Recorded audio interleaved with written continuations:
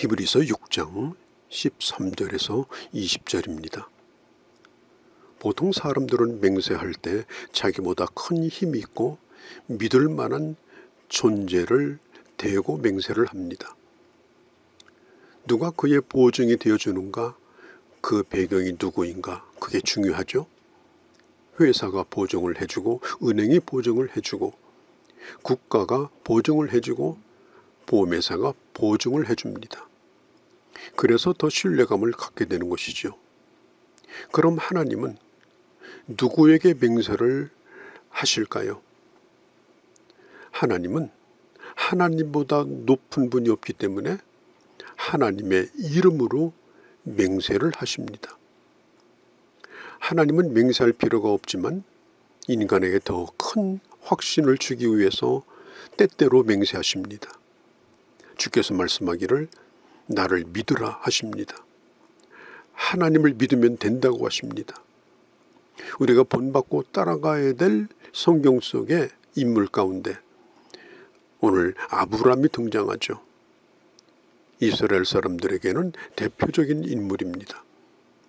믿음은 하나님의 말씀을 붙잡고 언약을 붙잡고 나가는 것입니다. 하나님의 말씀이 불변하고 영원한 것이기 때문에 그 언약을 붙들고 나가는 겁니다. 창세기 22장 16절 17절에 보면 내가 그를 가리켜 맹세하노니 내 아들 독자까지 아끼지 아니하였은즉 내가 내게 큰 복을 주고 내 씨가 크게 번성하여 하늘의 별과 같고 바닷가의 모래와 같게 하리니 내 씨가 그 대적의 성문을 차지하리라. 우리 주님이 말씀합니다. 내가 나를 가리켜 맹세한다. 아브라함과 약속하실 때 하나님은 하나님 자신의 이름을 걸었습니다. 하나님은 아브라함과 두 가지 약속을 하시죠. 자식을 주시겠다는 것이고 가나안 땅을 주시겠다는 것입니다. 그가 75세의 부름을 받고 25년 동안 100세에 이르러서 그 약속을 이루십니다. 그가 가나안 땅에 들어와서 다른 사람들 땅에서 목축을 하면서 그 원주민들의 눈치를 보면서 이리저리 옮겨 다니던 때도 있었습니다. 그러나 아브라함이 약속이 이루어지는 것을 보지 못했을지라도 그 후손인 야곱이 애굽으로 내려가고 430년 만에 장정만 60만이 애굽에서 나와서 큰 민족을 이루어 가나안 땅을 차지하게 하십니다. 하나님은 믿을 만한 분이시고 하나님은 자신이 한 약속을 지켜주시는 분입니다. 오늘 성경 14절에 보면 내가 반드시 너에게 복을 주고 너를 번성케 하고 번성케 하리라고 말씀합니다. 아브라함이 흔들릴 때마다 그의 인내가 한계에 도달할 때마다 주님께서 일관되게 말씀합니다. 또 약속합니다. 아브라함이 하나님의 약속을 믿고 끝까지 기다렸던 건 아닙니다. 몇 번 넘어진 적도 있습니다. 시간이 지나가도 자식이 생기지 아니하니까 다메섹 사람 엘리에셀을 그의 양자로 생각하고 그의 재산을 물려주려고 생각한 정도 있었습니다. 그는 약속을 기다리지 못하고 그의 여종 하갈과 동침하여 이스마엘을 낳기도 했습니다. 그때 나이가 86세였습니다. 창세기 15장 5절에 보면 하나님께서 또다시 확인하여 주십니다. 믿음이란 뭡니까? 믿음이란 오래 참는 것과 한 세트로 묶여있는 것이 믿음입니다. 믿음이 있다면 반드시 오래 참아야 합니다. 아브라함이 99세가 되었을 때 하나님은 또 약속하십니다. 내년 이맘때쯤 자식을 주리라고 하십니다. 그때 아브라함과 사라는 웃었습니다.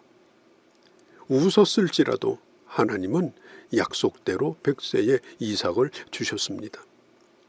창세기 17장에 보면은 하나님께서 아브라함이 하나님을 믿음에 그 믿음을 의로 여겼다라고 말씀합니다.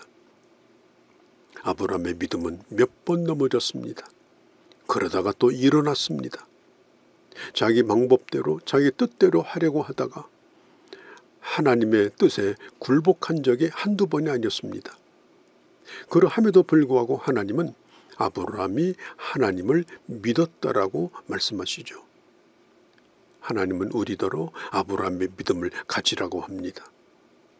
때로는 넘어지고 쓰러지고 때로는 인내의 한계에 부딪히지만 하나님의 약속은 반드시 이루어질 줄 믿고 끝까지 인내하는 그런 믿음을 가져야 하는 것입니다. 하나님은 자신의 약속을 변경시키거나 스스로 허무는 분이 아닙니다. 그렇게 될까 염려하지 않아도 됩니다. 오늘 16절에 보면 사람들은 자기보다 더 큰 자에게 맹세하지만 그러나 하나님은 자기 이름을 걸고 그리고 하나님께서 보증하여 주신다라고 약속했습니다. 18절에 보면 이 두 가지 변하지 못할 사실로 말미암아 이 두 가지는 하나님의 약속과 하나님의 맹세입니다. 조금도 하나님의 구원에 대하여 의심하지 않고 우리는 확신할 수가 있습니다. 우리는 그분에게 우리의 인생을 걸 수가 있습니다. 성경은 말하기를 소망을 얻으려고 피난처를 찾은 우리에게라고 말하죠. 피난처가 뭘까요? 지금 배가 점점 침몰해 갑니다. 물이 들어오기 시작합니다. 그때 구명선이 다가왔습니다. 거기로 옮겨 타는 것이 바로 피난처입니다. 죽는 곳에서 사는 곳으로, 심판에서 구원의 자리로 옮겨가는 것입니다. 우리는 이미 하나님께서 예비하신 피난처로 옮겨 탄 사람들입니다.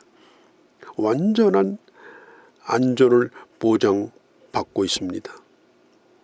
우리는 하나님께서 주신 약속에 대하여 결코 소망을 버리면 안 됩니다. 성경은 말합니다. 소망이란 영혼의 닷과 같다고 말하죠.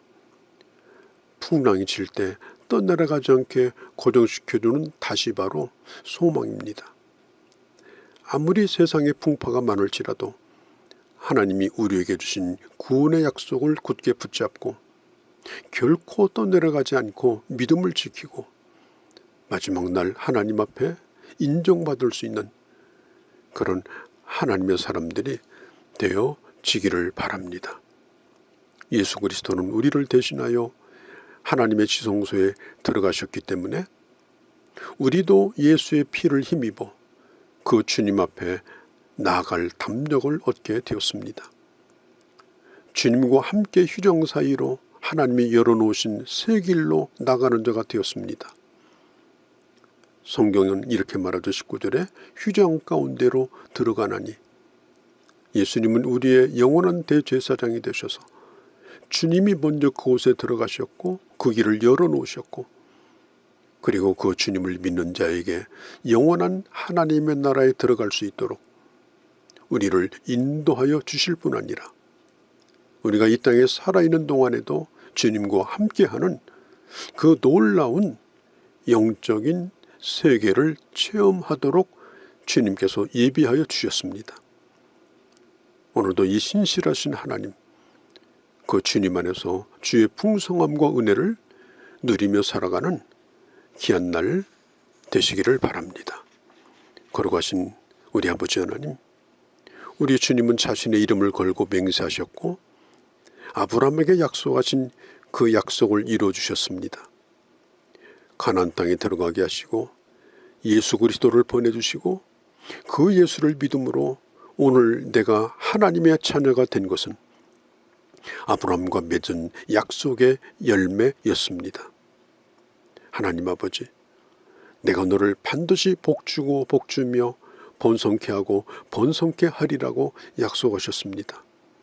예수 그리스도 안에 있는 자에게 주시는 이 놀라운 약속과 이 은혜를 굳게 붙들고 끝까지 소망의 닷을 주님께 놓고 아버지 믿음의 항해를 잘 하다가 우리 주님의 나라에 이룰 수 있는 하나님의 사람들이 되게 하여 주시옵소서. 우리 주 예수님의 이름으로 기도하옵나이다. 아멘.